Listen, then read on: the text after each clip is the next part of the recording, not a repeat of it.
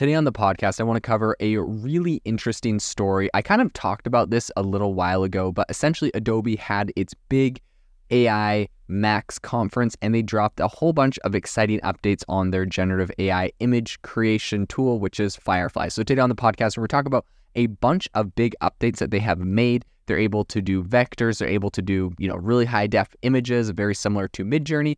We're going to talk about where this leads if we think that they're going to become the lead player because of a lot of things that they have promised users, protection from lawsuits and other areas that, Midjourney is not doing. So we're going to dive into all of this on the podcast and talk about all the new features that were officially announced at this Max conference. And let's get into it.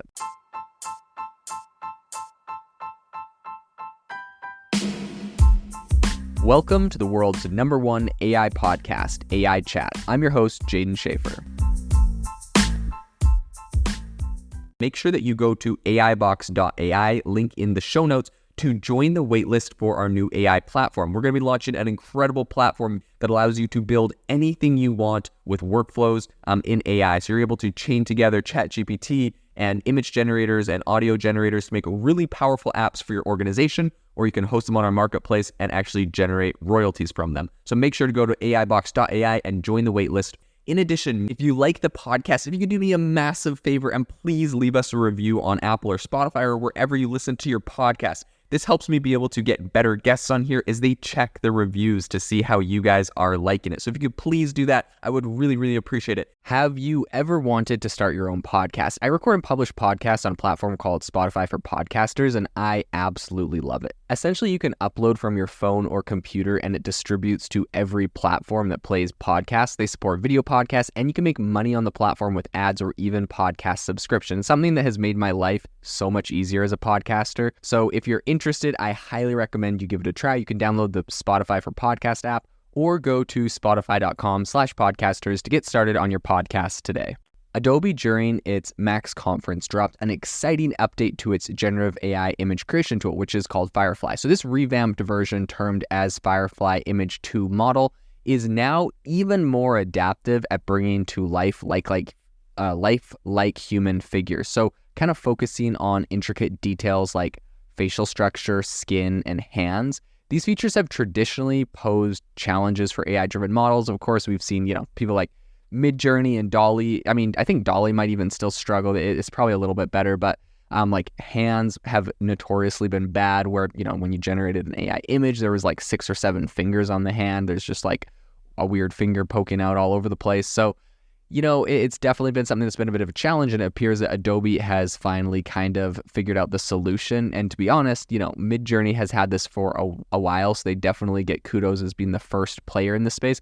It's kind of funny because I know a lot of different artists that would use this for all sorts of different projects, and every time they would generate a person, they literally would have to go into Photoshop or some other image editor and remove extra fingers or extra random kind of things and make everything seem, work good. So in any case, I'm sure all of them are giving a sigh of relief and excited that Adobe has this fixed. So in a statement to, I think, its increasing popularity, Adobe shared that users have created up to 3 billion, that's with a B, images using Firefly since its inception just 6 months ago. So breaking this down further, 1 billion of those images were created just last month, which is really crazy. I think, interestingly, 90% of these users were previously, unacquainted with Adobe's suite of products, meaning most of the people creating these images were not like, they didn't have Photoshop, they didn't have Premiere, they weren't people that are used to using all the Adobe products. So I think this is definitely awesome because this shows Adobe that they're able to get new users with this kind of, with these new tools. They're able to really target a whole new audience, which was not paying them before. I think this surge in usage led Adobe to transition what began as simply, Firefly demo site into like a full-blown member of the Creator Cloud family, which of course is Adobe's, grouping of software that they have. So Alexandru Kostin, who is kind of the mastermind behind Adobe's generative AI and Sensei division, essentially kind of talked a little bit about this and talked about the enormous advancements powering the new Firefly. So he mentioned that not only was the model schooled using, essentially the model was trained using the latest images from Adobe stock and other commercial sources, but it's also grown in size almost 3x. So he said, quote, think of it as a brain that's 3 times larger, rendering more beautiful pixels, enhancing details for the user, end quote. So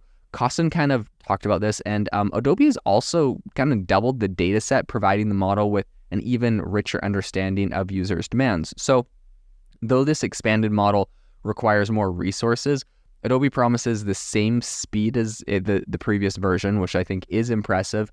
And Costin emphasizes that while they're investing in optimization techniques, the focus remains on the quality of the output. So, if they were like, what are we gonna prioritize? They're not gonna prioritize it doing it fast. They're gonna prioritize it doing it well and making sure the outputs are really high quality, which I think at this point is definitely important. No one's doing this incredibly fast. Even Midjourney has a bit of a wait time, but I think whoever can do it the best, like users, if they're actually going to use a picture, because I know a lot of people that are using these for like graphics. I mean, I've seen people like go on Midjourney and make coloring book pages and use it for actual books they're making, or, graphics for a children's novel, like all sorts of things that I've seen people use this for. And I don't think anyone in that case cares if it takes, 1 minute instead of 30 seconds or 2 minutes instead of 1 minute.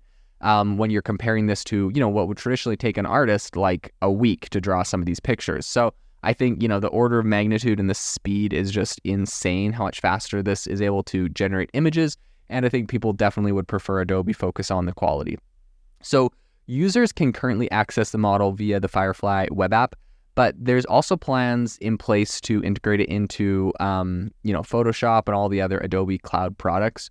So Costin kind of emphasized Adobe's vision for generative AI, saying, quote, our customers often enhance existing assets using generative capabilities. It's more generative editing than just text to image. So I think that, the Firefly web app is also rolling out a bunch of new features, and users can now adjust the kind of depth of field, incorporate motion blur, and also tweak field of view settings, which is really interesting.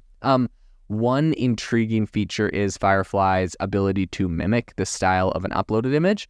So, you can, if you're a photographer and you have kind of a specific style, you can upload a bunch of images that you've taken and have it kind of mimic that. So in addition, I think Adobe has also added an autocomplete feature for image prompts designed to kind of streamline the image creation process. So if you're, creating an image, it's going to autocomplete the prompt, giving you ideas on how to actually make your prompt better and, generate what you're trying to go for. So diving a little bit deeper into Adobe's innovation pool, Illustrator, which is of course the vector graphics tool, is now jumping into the generative AI landscape. And they announced at the Max conference that the Firefly vector model is essentially pioneering the creation of vector graphics using AI. So this model can create entire vector graphics from scratch, and it was trained using data from Adobe stock, meaning they own the licenses to all of the content that it was trained on. And if you, create vectors from this, you're not going to get sued, which is incredibly, awesome for a lot of enterprise customers, that they're not getting that kind of protection from something like,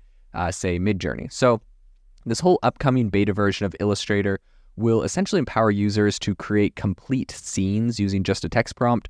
And Costin elaborated on this milestone saying, quote, the journey of training Firefly using millions of vector images was challenging but rewarding.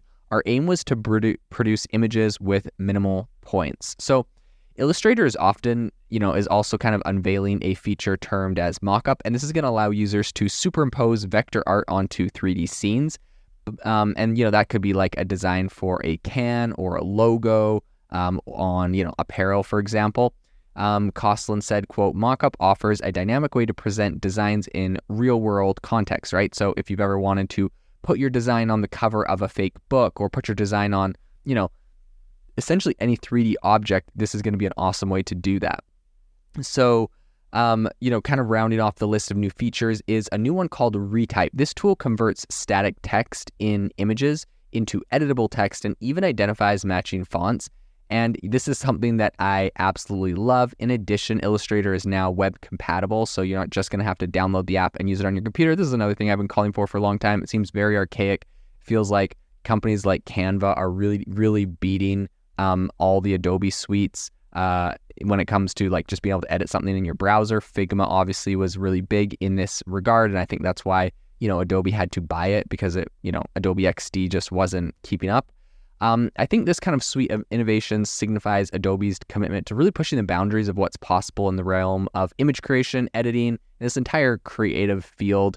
And I think it's making it really exciting to be in this whole space of creatives and all that kind of stuff. So very excited for all these new features, and I'll keep you posted on how they work as I test them in the future.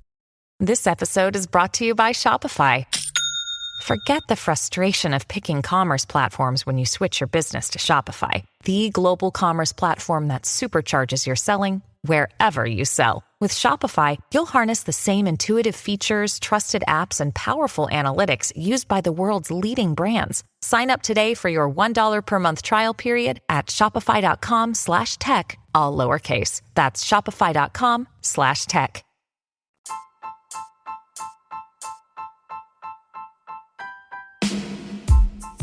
Thank you for listening to the AI Chat Podcast. If you enjoyed the podcast, I'd appreciate it if you rate me wherever you listen to podcasts. And if you're looking for an innovative group of AI enthusiasts, make sure you check out our Discord channel and also our Facebook community. It's obviously a lot more interactive than a podcast, where we can actually share software tools, prompts that we're using in everyday AI. I'll leave a link for those in the description below.